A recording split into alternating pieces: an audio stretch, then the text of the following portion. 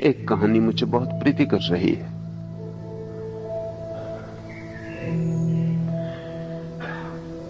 एक सम्राट ने अपने दरबार के सबसे बड़े धनुर्विद को कहा कि अब तुझसे बड़ा धनुर्विद कोई भी नहीं। तू घोषणा कर दे राज्य में, और अगर कोई प्रतिवादी ना उठे तो मैं तुझे राज्य का सबसे बड़ा धनुर्धर घोषित कर दूं।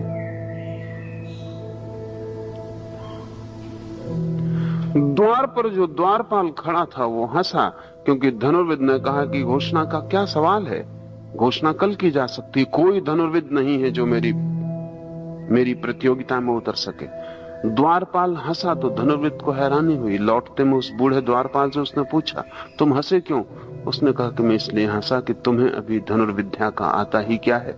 एक आदमी को मैं जानता हूं, तुम पहले उससे मिल लो, फिर पीछे घोषणा करना। पर उस धनुर्विद ने कहा कि ऐसा आदमी हो कैसे सकता है जिसका मुझे पता ना हो, मैं इतना बड़ा धनुर्विद। उस द्वारपाल ने कहा कि जो तुमसे भी बड़ा धनुर्विद है उसका किसी को भी पता नहीं होगा। ये पता करने और कराने की जो चेष्टा है, ये सब छोटे मन के खेल। तुम रुको, जल्दी मत करना, मुसीबत में पड़ जाओगे। मैं उस आदमी का पता तुम्हें दे देता हूं, तुम वहां चले जाओ। वो धनुर्विद उस आदमी का पता लगाते गए। एक जंगल की तलहटी में वो आदमी रहता था। 3 दिन उसके पास रहा, तब उसे पता चला कि अभी तो यात्रा धनुर्विद्या की शुरू भी नहीं हुई। 3 साल उस आदमी के चरणों में बैठकर उसने धनुर्विद्या सीखी, लेकिन तब मन ही मन में उसे डर भी लगने लगा। अब पुराना आश्वासन न रहा कि मुझसे बड़ा धनुर्विद कोई नहीं है। ये साधारण सा आदमी लकड़ियां बेचता था गांव में, ये इतना बड़ा धनुर्विद था और इसके बाबत किसी को खबर भी नहीं। पता नहीं कितने और छिपे हुए लोग हों। लेकिन 3 वर्ष उसके पास रह के उसका आश्वासन लौट आया। वो आदमी अद्भुत था। उसके हाथ में कोई भी चीज जाके तीर बन जाती थी। वो लकड़ी का टुकड़ा भी फेंक दे तो तीर हो जाता था। वो इतना कुशल था कि लकड़ी के एक छोटे से टुकड़े को फेंक के किसी के प्राण ले सकता था। वो चोट ऐसी बारीक और ऐसी सूक्ष्म जगह पे पड़ती थी कि उतनी चोट काफी थी, खून की एक बूंद न गिरे और आदमी मर जाए। 3 वर्ष में उसने सब सीख लिया। तब उसे लगा कि अब मैं घोषणा कर सकता हूं। लेकिन अब उसे एक ही कठिनाई थी कि ये जो गुरु है उसका, इसके रहते मैं चाहे घोषणा भी कर दूं, और ये गुरु ऐसा नहीं है कि प्रतिवाद करने आएगा, लेकिन इसकी मौजूदगी मेरे मन में तो बनी रहेगी कि मैं नंबर 2 हूं। तो उसने सोचा कि इसको खत्म करके ही चलूं। सुबह लकड़ी काटकर गुरु लौट रहा था। एक वृक्ष के आड़ में छिपकर उसने तीर मारा। उसके शिष्य ने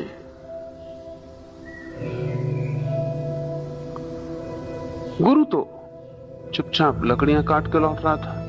उसके हाथ में तो कुछ था भी नहीं। तीर उसने आते देखा, उसने लकड़ी के बंडल से एक छोटी सी लकड़ी निकाल के फेंकी। वो लकड़ी का टुकड़ा तीर से टकराया और तीर वापस लौट पड़ा और जाके शिष्य की छाती में छिद गया। भागा और गुरु आया, उसने तीर निकाला और उसने कहा कि ये एक बात भर तुझे सिखाने से मैंने रोक रखी थी, क्योंकि शिष्य से गुरु को सावधान होना ही चाहिए।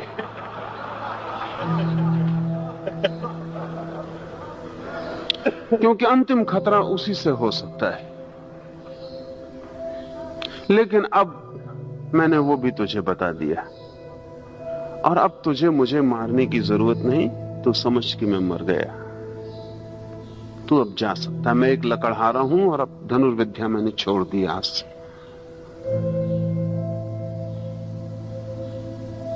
लेकिन जाने के पहले ध्यान रखना, मेरा गुरु अभी जीवित है और मेरे पास तो 3 साल में सीख लेना काफी है, उसके पास 30 जन्म भी कम होंगे। घोषणा करे उसके पहले दर्शन कम से कम उसके कर लेना। उसके प्राणों पर तो निराशा छा गई। ऐसा लगा कि इस जगत में प्रथम धनुर्विद होना असंभव मालूम होता है।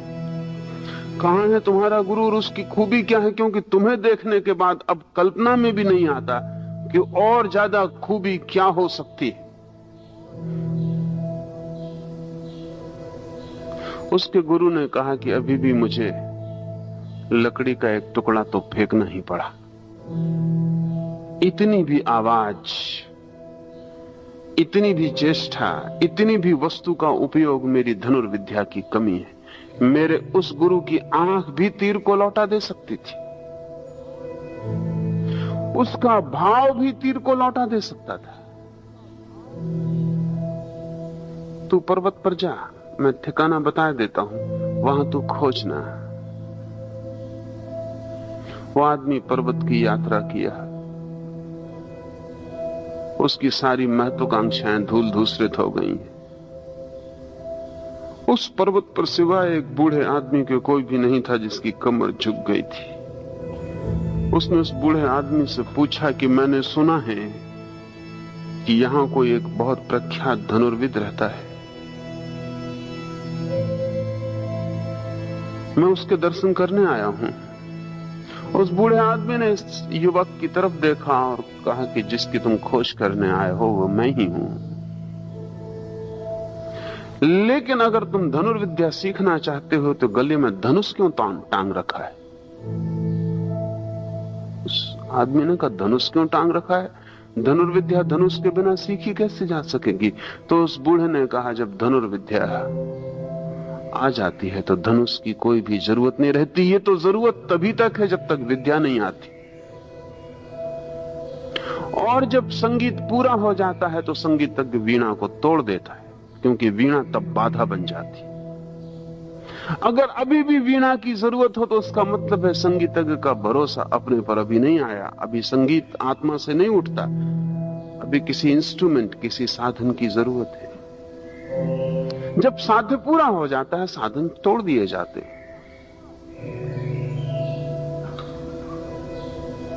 फिर भी तू आ गया है तो ठीक। तू सोचता है तेरे निशाने अचूक हैं? उस युवक ने कहा कि बिल्कुल अचूक हैं। 100 में 100 निशाने मेरे लगते हैं। अब इससे ज्यादा और क्या हो सकता है? सीमा आ गई। अगर 100% निशाने लगते हो और एक निशाना ना चूकता हो। उस बूढ़ा हंसा और उसने कहा कि ये तो सब बच्चों का खेल है, प्रतिशत का हिसाब बच्चों का खेल है, तू मेरे साथ आ। और वो बूढ़ा उसे पर्वत के किनार पर ले गया, जहां नीचे भयंकर मीलों गहरा गड्ढ है और एक शिला खंड गड्ढ के ऊपर फैलता हुआ चला गया है। वो बूढ़ा सड़क के चल के, जिसकी आधी कमर झुकी हुई है, जाके उस पत्थर के किनारे खड़ा हो गया। उसका आधा पैर का पंजा खड्ड में झुक गया। सिर्फ आधे पैर के बल वो उस खड्ड पर खड़ा है। जहां एक सांस चूक जाए तो वो सदा के लिए खो जाए। उसने इस युवक को कहा कि अब तू भी आ करीब और ठीक ऐसे ही मेरे पास खड़ा हो जा। उस युवक ने कहा कि मेरी हिम्मत नहीं पड़ती, हाथ पैर कपते। उस बूढ़े ने कहा, जब हाथ पैर कपते हैं तो निशाना सधा हुआ हो कैसे सकता है? अगर हाथ कपता है तो तीर तो हाथ से ही छूटेगा, कब जाएगा। तेरे निशाने लग जाते होंगे क्योंकि जो ऑब्जेक्ट तू चुनता है काफी बड़े। एक तोते को तूने चुन लिया, तोता काफी बड़ी चीज है। अगर तेरा हाथ थोड़ा कप भी रहा हो तो भी तोता मर जाएगा। लेकिन तू अगर घबराता है और कपता है और तेरा हाथ कपता है तो ध्यान रख, तेरे भीतर आत्मा भी कपती होगी। वो कंपन कितना ही सूक्ष्म हो, वो कंपन जब खो जाता है तब कोई धनुर्विद होता है, और जब वो कंपन खो जाता है तब धनुष बाण की कोई भी जरूरत नहीं रह जाती। उस बूढ़े ने आंखें ऊपर उठाई। एक पक्षियों की 30 पक्षियों की कतार जाती थी। उसकी आंख के ऊपर और नीचे गिरते ही 30 पक्षी नीचे आके गिर गए। उस बूढ़े ने कहा कि ये ख्याल जब आत्मा कपती ना हो कि नीचे गिर जाओ काफी है। ये भाव तीर बन जाते। ये एक लाओसियन पुरानी कथा है। इस सूत्र को समझने में आसानी होगी। कहता है लाओस से, कुशल धावक पद चिन्ह नहीं छोड़ता है। जो दौड़ने में कुशल है, अगर उसके पद चिन्ह बन जाते हो तो कुशलता की कमी है। जमीन पर हम चलते हैं तो पद चिन्ह बनते ही हैं, लेकिन पक्षी आकाश में उड़ते हैं तो कोई पद चिन्ह नहीं बनता। कुशलता जितनी गहरी होती जाती है उतनी आकाश जैसी होती जाती। कुशलता जितनी गहरी होती जाती है उतनी सूक्ष्म हो जाती है, स्थूल नहीं रह जाती। इस स्थूल में पद चिन्ह बनते हैं, सूक्ष्म में कोई पद चिन्ह नहीं बनते। और जितना सूक्ष्म हो जाता है अस्तित्व, उतना ही पीछे कोई निशान नहीं छूट जाता। अगर आप जमीन पर दौड़ेंगे तो पद चिन्ह बनेंगे, लेकिन दौड़ने का ऐसा ढंग भी है कि दौड़ भी हो जाए और कहीं कोई पद चिन्ह भी ना छूटे। चुआंग त्से ने लाओसे के शिष्य ने कहा है कि जब तुम पानी से गुजरो और तुम्हारे पैर को पानी न छुए, तभी तुम समझना कि तुम संत हुए, उसके पहले नहीं। और ऐसा मत करना कि किनारे बैठे रहो और पैर सूखे रहें तो तुम सोचो कि संत हो गए हो, क्योंकि पैर पे पानी नहीं। पानी से गुजरना और पैर को पानी न छुए तो ही जानना कि संत हो गए हो।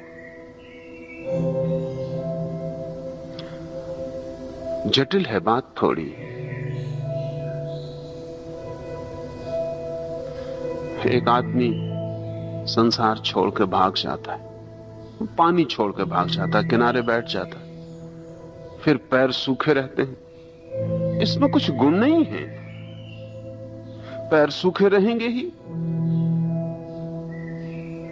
लेकिन यही आदमी बीच बाजार में खड़ा है, घर में खड़ा है, पत्नी बच्चों के साथ खड़ा है, धन दौलत के बीच खड़ा है, जहां सब उपद्रव चल रहा है वहां खड़ा है, और इसके पैर नहीं भीगते। तभी जानना कि संतत्व फलित हुआ है। संत की परीक्षा संसार है। संसार के बाहर संतत्व तो बिल्कुल आसान चीज है, लेकिन वो संतत्व नपुंसक है, इम्पोर्टेंट। जहां कोई गाली नहीं देने आता, वहां क्रोध के न उठने का क्या अर्थ है? या जहां जो भी आता है प्रशंसा करता आता है, वहां क्रोध के न उठने का क्या अर्थ है? जहां उत्तेजनाएं नहीं है, टेम्पटेशंस नहीं है, जहां वासनाओं को भीतर से बाहर खींच लेने की कोई सुविधा नहीं, वहां अगर वासनाएं फिर मालूम पड़ती हों तो आश्चर्य क्या है। लेकिन जहां सारी सुविधाएं हों, सारी उत्तेजनाएं हों, जहां प्रतिपल आघात पड़ता हो प्राणों पर, जहां सोई हुई वासना को खींच लेने के सब उपाय बाहर काम कर रहे हों और भीतर से कोई वासना ना आती हो, तभी जब पानी से गुजरो और पैर न छुए पानी को, पानी न छुए पैर को, तभी जानना कि संतत्व। तो पानी और पैर के बीच में जो अंतराल है वही संतत्व। कमल का पत्ता है, वो खिला रहता पानी में, पानी की बूंद भी उस पर पड़ जाए तो भी छूती नहीं। एक अंतराल है, पत्ते और बूंद के बीच में एक फासला है। बूंद लाख उपाय करे तो भी उस अंतराल को पार नहीं कर पाती। वो अंतराल ही संतत्व है। बूंद गिर जाती है, पत्ते को पता ही नहीं चलता। बूंद आती है, चली जाती है, पत्ते को पता ही नहीं चलता। बूंद खुद बजनी हो जाती, पत्ता झुक जाता और बूंद नीचे गिर जाती। बूंद हल्की होती है, बनी रहती है, बूंद भारी हो जाती, गिर जाती है, बूंद का अपना ही काम है, पत्ते का इससे कुछ लेना देना नहीं है। लेकिन कमल का पत्ता अगर कहे कि मैं सरोवर को छोड़ूंगा क्योंकि पानी यहां मुझे बहुत छूता है, गीला कर जाता है, तो फिर जानना कि वो पत्ता कमल का नहीं है। कमल के पत्ते को अंतर ही नहीं पता वो बाहर है या भीतर, वो पानी में है या पानी के बाहर, क्योंकि पानी के भीतर होकर भी पानी के बाहर होने का उपाय उसे पता है। इसलिए बाहर भागने का कोई अर्थ नहीं, कोई संगति नहीं। लाओ से कहता है एक कुशल धावक पद चिन्ह नहीं छोड़ता। इसे थोड़ा समझें। जितनी तेजी से आप दौड़ेंगे उतना ही कम स्पर्श होगा जमीन का। इसको अंतिम चरम का अवस्था पर ले जाएं। अगर तेजी आपकी बढ़ती ही चली जाए तो जमीन से स्पर्श कम होता जाएगा। जब आप धीमे चलते हैं पैर पूरा जमीन पर बैठता है, छूता है, उठता है, फिर जमीन को छूता है। जब आप तेजी से दौड़ते हैं जमीन को कम छूता है। अगर तेजी और बढ़ती चली जाए, अभी वैज्ञानिक ऐसी गाड़ियां, ऐसी कारें ईजाद किए हैं जो एक विशेष गति पकड़ने पर जमीन से ऊपर उठ जाएंगी, क्योंकि उतनी गति पर जमीन को छूना असंभव हो जाए। तो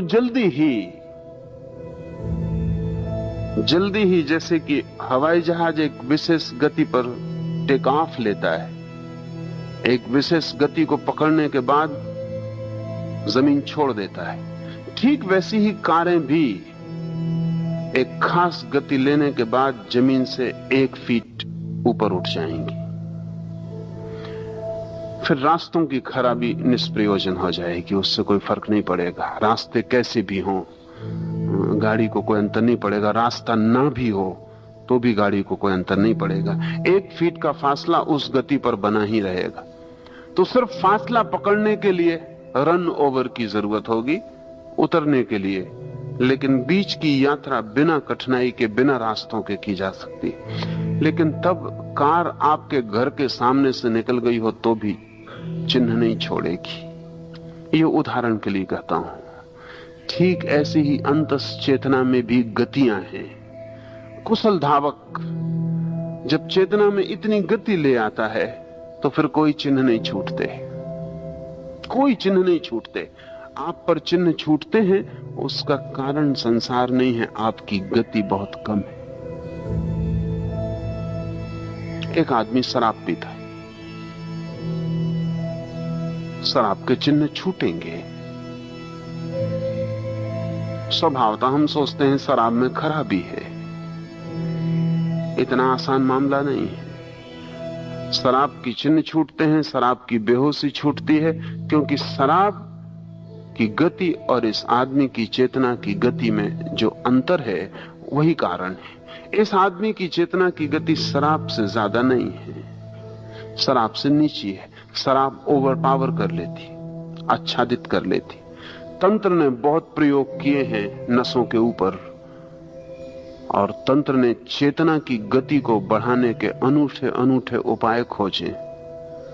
इसलिए किसी तांत्रिक को कितनी ही शराब पिला दो, कोई भी बेहोशी नहीं आएगी, क्योंकि चेतना की गति शराब की गति से सदा ऊपर है। शराब ऊपर जाके स्पर्श नहीं कर सकती, केवल नीचे उतर के स्पर्श कर सकती। जब आपकी चेतना की गति धीमी होती है, शराब की तीव्र होती, तब आपको स्पर्श करती। तंत्र ने संभोग के लिए अनेक अनेक विधियां निकाली हैं, और तांत्रिक संभोग करते हुए भी काम से दूर बना रह सकता है। ये जटिल बात है,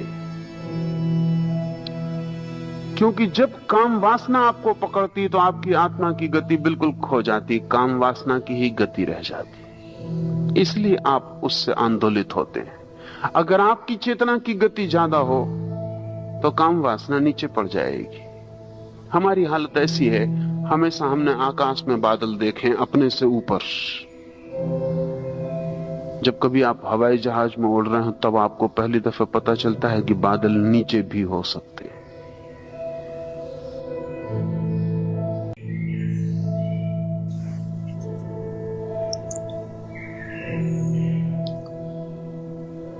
नमस्कार, स्वागत है आपका इस एक और नई वीडियो के इस एक और नए डीपर डाइव सेक्शन में। ये कहानी पहले भी थी चैनल पर, जो पुराने लोग हैं उनको पता होगा, लेकिन बहुत पहले थी और फिर शायद हटा दी थी मैंने, या कुछ वीडियो पर क्लेम्स हो गए थे, शायद उस चक्कर में हटानी पड़ गई थी। ऐसा जितना याद नहीं है, बट हाँ बहुत पहले भी थी और बहुत सारे लोगों की डिमांड के चलते हुए मैं इसको वापस लाया हूँ। खो गई थी मेरे पास, टू बी वेरी ऑनेस्ट, थी नहीं मेरे पास ये। ढूंढी है मैंने फिर ये डिस्कोर्सेज में जा जाकर मिल गई मेरे को फॉर्चुनेटली, क्योंकि बहुत सारे लोग बोल रहे थे ये धनुष वाली कहानी, धनुष वाली कहानी। बेस्ट आर्चर करके था पहले जो टाइटल था, वो शायद बेस्ट आर्चर करके था, एग्जैक्टली नहीं याद मुझे। तो कैसी लगी आपको ये कहानी? और इस तरीके की दूसरी वीडियो हो गई है। पहली इससे जो मैंने डाली थी वो थी विक्रम बेताल की स्टोरी, आप सबने देखी है, वो आप लोगों ने बहुत ज्यादा प्यार दिखाया उस वीडियो को। और ये उसी टाइप की दूसरी होगी जिसमें खाली मेन चीज स्टोरी होती है, उसके अराउंड जो डिस्कोर्स होता है, उसके अराउंड जो टॉपिक होता है वो इतना सब्सिक्वेंट नहीं होता, मेन चीज स्टोरी होती है। तो अगर आप इस तरीके की पर्टिकुलर वीडियोस चाहते हो कि जिसमें स्टोरी एक मेन हो, चाहे वो हम किसी भी कॉन्टेक्स्ट में ले ले, मुल्ला नसरुद्दीन की बहुत सारी कहानियां हैं, बहुत सारी अलग अलग उसने बहुत कहानियों के चलते अपनी बात समझाने की बहुत सारी डिस्कोर्सेज में कही है। तो अगर आप चाहोगे, ये ताओ उपनिषद की है वाली वैसे कहानी, तो अगर आप चाहोगे इस तरीके से स्टोरी ओरिएंटेड वीडियो लाना, स्टोरी जिसमें मेन फोकस रहे, तो वो भी हम कर सकते हैं। आप बताइएगा कमेंट सेक्शन में आपको इस पर्टिकुलर स्टोरी और इस टाइप की वीडियोस के बारे में आप क्या सोचते हैं, किस तरीके से सोचते हैं, आप इसको हमको जरूर बताएं। उसके साथ साथ जिन जिन लोगों ने हमारा टेलीग्राम इंस्टाग्राम ज्वाइन नहीं करा है, प्लीज प्लीज उसे ज्वाइन कर लो। अब जैसे कि मैंने बोला था, फरवरी के एंड में आते आते हम टेलीग्राम वापस एक्टिवेट हो जाएगा। टेलीग्राम वापस एक्टिवेट हो चुका है ऑलमोस्ट। जब तक ये वीडियो पब्लिश होगी, जब तक हम उस पर अपना ऑफलाइन कंटेंट, टेलीग्राम कंटेंट आना शुरू हो जाएगा, जिसमें कि BTS ऑडियोज और भी टेलीग्राम रिलेटेड वीडियोस कंटेंट आना आपके सामने बहुत जल्द शुरू होने वाला है। तो जिन जिन लोगों ने ज्वाइन नहीं करा है, प्लीज जल्द से जल्द ज्वाइन करें ताकि आप कुछ मिस ना कर पाए। इंस्टाग्राम पे हम शॉर्ट फॉर्म कंटेंट बनाते हैं, यूट्यूब पर नहीं डालते शॉर्ट फॉर्म कंटेंट, इंस्टाग्राम पर डालते हैं। आप इंस्टाग्राम पर हमारे साथ जुड़ें, दोनों की लिंक हमारे डिस्क्रिप्शन में अबाउट सेक्शन में जाके आपको दोनों की लिंक्स वहीं की वहीं प्रोवाइड हो जाएंगी। आप वहां से जाके हमको ज्वाइन कर सकते हैं। बात करते हैं इस वीडियो की। इस वीडियो का हम डायरेक्ट अब डीपर डाइव सेक्शन शुरू करेंगे। जैसे कि वीडियो छोटी थी तो डीपर डाइव सेक्शन छोटा ही रहेगा। शायद पार्ट्स ना हो इसमें, अभी ऐसा मैंने ज्यादा सोचा नहीं है, शायद पार्ट्स होंगे। नहीं, पार्ट्स करते हैं इस वाली में, क्योंकि कुछ ऐसे मेन टॉपिक नहीं, इसके अराउंड जो मेरे को टॉपिक समझ में आए मेरी तरफ से, जो मैं इसमें दे सकता हूँ आप लोगों को, वो मैं देने की कोशिश करूंगा। तो इसलिए पार्ट्स करते हैं, उससे थोड़ा वीडियो का एक वो बढ़ जाता है, स्ट्रक्चर डिफाइन हो जाता है ज्यादा से ज्यादा, और कुछ नहीं। तो पार्ट्स में शुरू करते हैं। सबसे पहले अदर फिलोसॉफी सेक्शन के साथ ही हम शुरू करेंगे, उसमें माई POV के साथ हम अपनी बातें अदर फिलोसोफर्स की बातों के साथ आपके सामने रखने की कोशिश करेंगे। उसके बाद जो मेरे को इसमें थीम समझ में आएगी, एक बहुत इंपॉर्टेंट थी कि master skill, master your skill. अगर आप धनुर्धर हो तो उसकी असली स्किल मास्टरी में, मास्टरी धनुष चलाने की, बाण पकड़ने की नहीं है। मास्टरी है स्थिरता, कहीं भी खड़े होकर वो बैलेंस पाने की, वो हुई असली मास्टरी। और वो मास्टरी अंदर से आएगी।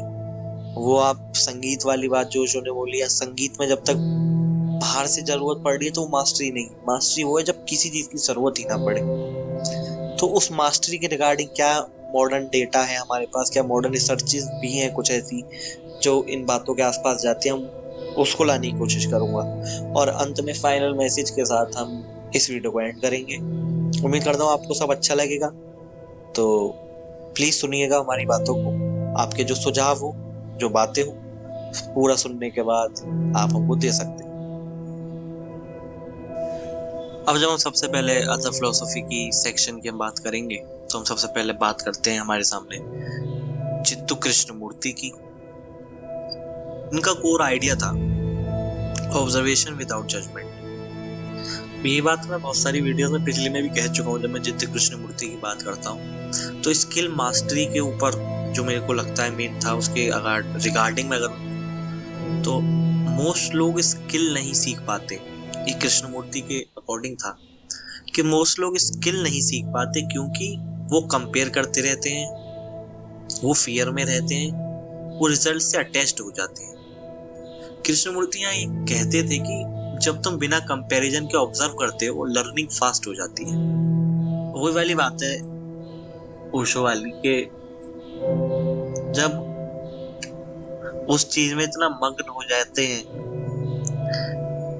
कि कहाँ खड़े हो, किसके साथ खड़े हो, वो अंदर का डर, वो आत्मा का डर में से हटकर खत्म हो जाता है, तो फिर वो उस चीज की स्किल की मास्टरी वो अपने आप हमारे अंदर आ जाती है।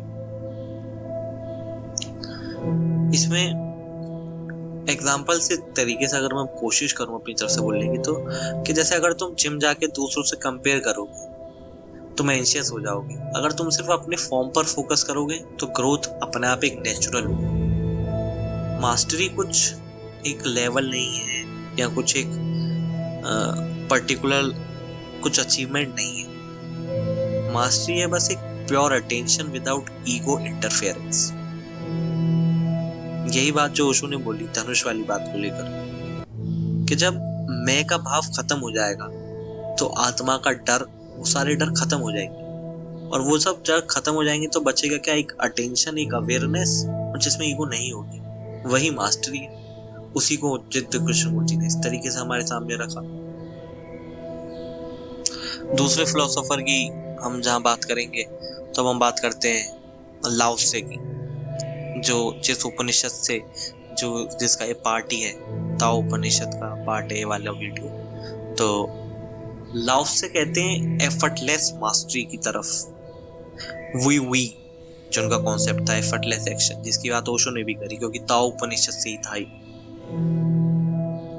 उसके रिगार्डिंग, स्किल मास्टरी के रिगार्डिंग लाओ त्से कहते हैं कि जब तुम स्किल को फोकस करते हो तो स्टिफ हो जाते हो, बंध जाते हो, और जब तुम फ्लो में होते हो तुम नेचुरल हो जाते हो। वो नेचुरल फ्लो को ही लाओ त्से, जित्य कृष्णमूर्ति और ओशो हमारे सामने प्रस्तुत करते हैं और उसको उतना ज्यादा बढ़ावा देते हैं। इसको एक एग्जांपल से और समझाने की कोशिश करूं मैं अगर, तो बहुत सिंपल एग्जांपल होगा कि अगर तुम ओवर थिंकिंग के साथ साथ डांस करोगे तो बॉडी रिगिड हो जाएगी। बहुत सिंपल है। किसी ने दीदी के भाई के संगीत में डांस कराई होगा तुम लोगों ने। खुद सोच कर देखो, जब हम सोचते हैं कि मेरा ये वाला स्टेप रह जाएगा, अरे यार ये वाला स्टेप अभी कर लेता हूँ, डांस करते करते तुम अगर अपने अगले स्टेप की भी सोचते हो तो तुम रिगिड हो जाते हो। तुम्हारी बॉडी में वो फ्लो दिखता ही नहीं है। वो फ्लो जब ही दिखेगा जब तुम रिलैक्स करोगे, जब तुम फ्लो होने दोगे अपने आप को, ना कि उस पर कुछ करना चाहोगे। जब इस वाली स्टेट पर आ जाओगे तो अपना बॉडी मूव करेगी, बहेगी, लेजिटली बहेगी। वो फ्लुएंट सी डांस, ये किसी भी आर्ट फॉर्म में ले लो, किसी भी आर्ट फॉर्म की हम लिखने की बात करते हैं कि लिखना एक ऐसा आर्ट फॉर्म है जिसमें तुम चाहकर नहीं लिख सकते। मैं लिखता हूँ पर्सनली, मैंने बहुत सारी चीजें लिखी भी हुई हैं। ये तो मैं खुद अपने पर्सनल एक्सपीरियंस से भी बोल सकता हूँ, ना कि खाली पढ़ाई बातों को अगर तुम बोलो तो। अगर मैं लिखने बैठ रहा हूँ और मेरे अंदर वो नहीं आ रहा लिखने का, या वो एक अंदर से डेरिवेशन नहीं है, या अंदर से इन दी सेंस मैं उस वक्त उस मोमेंट में नहीं हूँ। मैं जब पेन पकड़ के बैठा हूँ तो मेरे दिमाग में बस पेन और कॉपी जब तक नहीं है मैं नहीं लिख पाऊंगा। मैं जब तक सोचूंगा कि अच्छा इसके लिखने से ये होगा, अच्छा उसके लिखने से वो होगा, अच्छा ऐसा, वो नहीं होगा। वो आता है, वो एक फ्लो स्टेट जो पिछली वीडियो में बात करी थी हमने, डाई वाले में, शायद डाई से पिछली वाली में थी, लव से पिछली वाली में थी, कि फ्लो स्टेट वाली बात। फ्लो स्टेट वाली बात ही है कि हम किस तरीके से उसको देख पाते हैं और फ्लो में कर पाते हैं। क्योंकि जैसा धनुर्धर की कहानी में ओशो ने बताया, धनुर्धर ने कहा कि एक जगह खड़ा हुआ और उसके बाद जब उसने पक्षी को देखा वो नीचे गिर गए। तो क्या समझते हो, जब वो उस मोमेंट में होगा धनुर्धर, क्या उसके दिमाग में चल रहा होगा कि गिरेंगे नहीं गिरेंगे, जब क्या करना है उसके बाद क्या करना है, हो ही नहीं सकता। प्योर फोकस, प्योर मोमेंट में रहने पर ही पॉसिबल है, वरना है ही नहीं। ये बात समझो, वरना है ही नहीं और नहीं हो पाएगा। तो अब हम हमारे तीसरे फिलोसोफर की जब हम बात करते हैं तो हम बात करेंगे एरिस्टोटल की। स्टोइक फिलोसोफर थे। इनका कोर आइडिया था excellence is not an act but a habit. ये थोड़ा ओशो के पर्सपेक्टिव में देखो, कृष्णमूर्ति के, तो ये थोड़ा उससे थोड़ी पीछे की बात आ जाती है, जहां अभी भी करने के ऊपर बात कर रहे हैं। असली एक्सीलेंस की जिसकी बात उन्होंने करी है वो करने से ऊपर चली जाती है। वो ऑलरेडी इतनी बार हो चुकी है कि that doesn't remain an act for you। लेकिन प्रैक्टिकलिटी के तौर पर बात करें तो ये बात ही है कि जब तक वो आदत नहीं हो जाएगी काम करते करते, जब तक, तो उसमें एक्सीलेंस नहीं पा सकते। और मास्टरी तो फिर वही है कि वो और तुम बस मौजूद हो, कुछ और सेकंड थॉट होना ही नहीं चाहिए। अब हम बात करते हैं modern science, modern study section की। इसमें मैं आपको ज़्यादा टॉपिक्स ना देते हुए जो मेरे सामने चीज़ें मैं उनको आपके सामने रखने की कोशिश करूँगा। सबसे पहले मैं बात करता हूँ जो पिछले में भी बात करी थी, फ्लो स्टेट रिसर्च, मेल्हे से क्लीमैथली की। स्किल लेवल फ्लो कब होता है? स्किल लेवल पे challenge level, full concentration present होती है और टाइम का सेंस डिसअपीयर हो जाता है। रिसर्च में फाइंड हुआ है कि फ्लो में परफॉर्मेंस पीक होती है, लर्निंग स्पीड इंक्रीज होती है और हैप्पीनेस लेवल राइज करता है। और इसमें मास्टरी इंसाइट है कि अगर टास्क बहुत इजी है तो बोर्डम होगा, बहुत हार्ड है तो एंजाइटी, और राइट बैलेंस से ही ग्रोथ मिल सकती है। यार इसमें मॉडर्न में ना मेरे को ज्यादा चीज मिली नहीं, सॉरी। इसमें जो चीज मिली वो या तो मैं शायद ढूंढ नहीं पाया हूँ, या मैं ये कहूँगा शायद ढूंढ नहीं पाया हूँ उस हिसाब से, उसके लिए माफ़ी। तो हम डायरेक्टली फाइनल मैसेज सेक्शन पे मूव करेंगे। उसमें मैं इनको मिक्स करके आपके सामने रखने की कोशिश करूँगा, जिसमें हम बात करेंगे मॉडर्न और स्पिरिचुअलिटी को मिक्स करते हुए किस तरीके से हम स्किल मास्टरी और प्रेजेंट मोमेंट की बात कर सकते हैं। कोशिश करता हूँ मैं आपके सामने वो रखने की। पर्टिकुलरली मॉडर्न में मेरे को ज़्यादा कुछ मिल नहीं पाया इसमें, उसके लिए सॉरी। कोशिश करूँगा मैं आने वाली वीडियोस में इसको कवर अप करने। तो अब हम बात करते हैं फाइनल मैसेज की। कभी नोटिस किया है हम जब किसी मास्टर को देखते हैं, एक great musician, coder, athlete, speaker, कोई भी, हमें लगता है कि ये लोग अलग पैदा होते हैं। हमें लगता है कि ये गॉड गिफ्ट है, या कुछ इस तरीके से हम सोचकर अपने आप को छोटा महसूस कर उनको अपने से बड़ा कर देते हैं। पर सच क्या है? सच ये है कि मास्टरी कोई जेनेटिक गिफ्ट नहीं है। मास्टरी एक इनर फोकस है। साइंस कहता है जब तुम बार बार एक चीज पर फोकस्ड अटेंशन देते हो, तुम्हारा ब्रेन लिटरली रीशेप होता है। न्यूरॉन्स एक दूसरे से स्ट्रॉन्गर कनेक्शन बनाते हैं, ओल्ड पैटर्न्स ब्रेक होते हैं, न्यू आइडेंटिटी फॉर्म होती है। पर स्पिरिचुअलिटी यहाँ एक और गहरी बात ऐड कर देती है। तुम सिर्फ स्किल नहीं सीख रहे हो, तुम अपने आप को तोड़ रहे होते हो।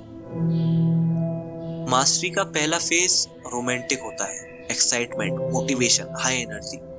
फिर आता है सेकंड फेज, फ्रस्ट्रेशन। और यहीं पर 90% लोग क्विट कर देते हैं क्योंकि उनका ईगो हर्ट होता है। उन्हें लगता है मैं इसमें नेचुरली अच्छा नहीं हूं। पर सच ये है, ईगो ही सबसे बड़ा बैरियर है लर्निंग का। जब तक तुम प्रूव करना चाहते हो, तुम सीख नहीं सकते।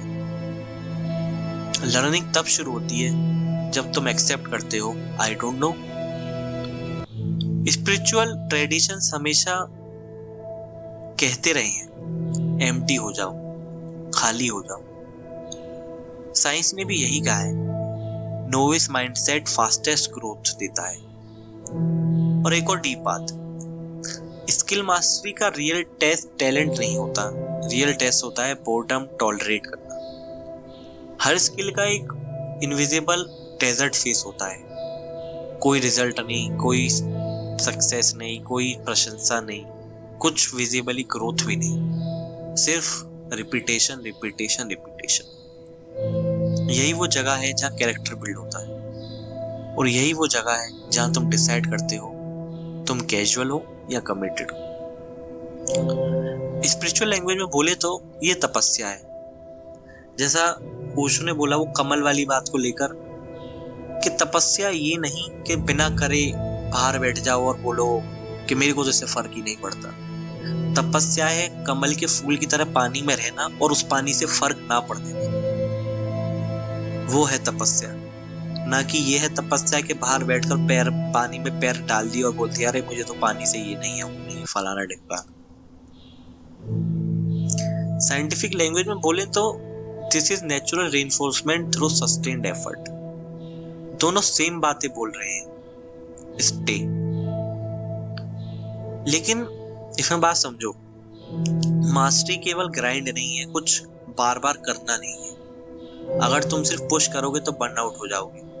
एक पॉइंट के बाद स्किल फोर्स से नहीं फ्लो से आती है। जब तुम्हारा माइंड साइलेंट हो जाता है, जब तुम ओवर थिंकिंग छोड़ देते हो, जब तुम रिजल्ट को चेस करना बंद कर देते हो, तब परफॉर्मेंस एफर्टलेस लगती है, जैसे कोई और तुम्हारे थ्रू काम कर रहा हो। एथलीट्स इसे इन द जोन कहते हैं, मेडिटेटर्स इसे प्रेजेंस कहते हैं। नाम अलग है, स्टेट अलग है। मैं इसे बार बार फ्लो स्टेट कर कर आपके सामने रखता हूँ। इसमें सबसे इंपॉर्टेंट ट्विस्ट ये है कि मास्टरी का रियल पर्पस क्या है आपके लिए, बताओ?